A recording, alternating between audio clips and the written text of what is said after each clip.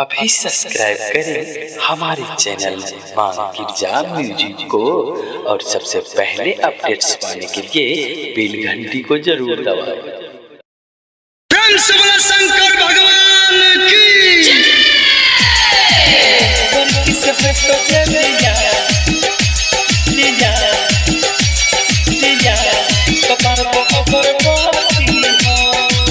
मां गिरजा recording studio हो बाबा को जो गाड़ी पर कोई दा अपना चेला के दुख तक नहीं दा।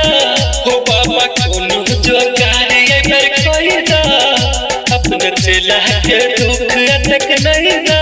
हो तू हरला रखले छियो बाबा भंगपति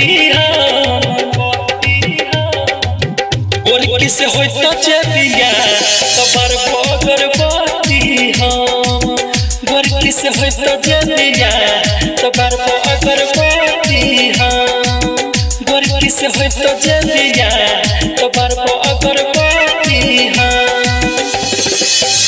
किसे होय तो चेपिया तबर बगरबती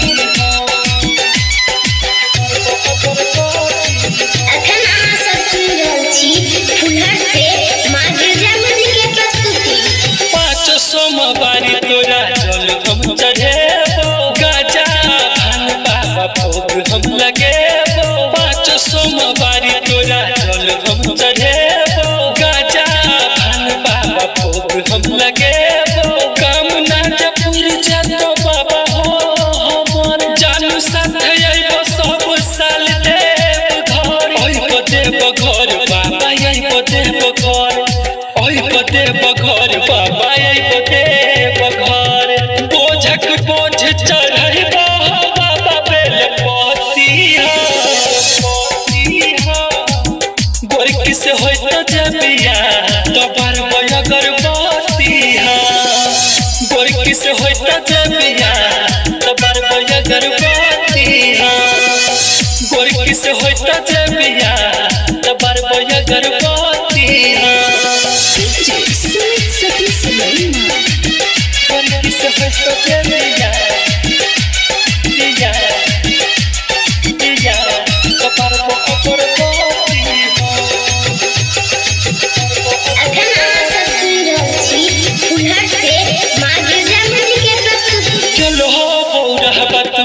के बेहरा पार हो हमरो नैया छै फसल मजधार हो। चलो बौरहबा कते के बेहरा पार हो हमरो नैया छै फसल मजधार हो।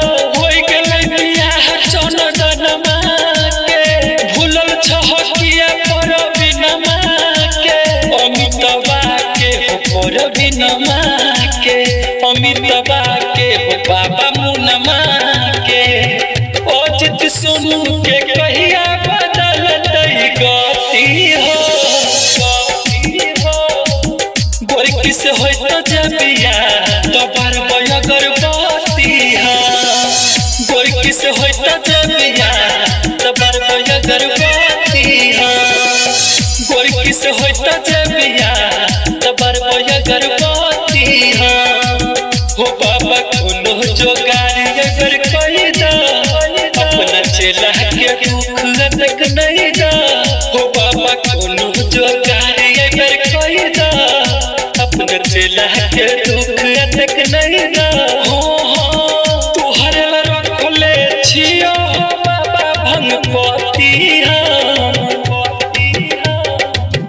गोर किसे होय तो चेपिया तबर बगरबती गोर किसे होय तो चेपिया तबर बगरबती गोर किसे होय तो जबिया तबर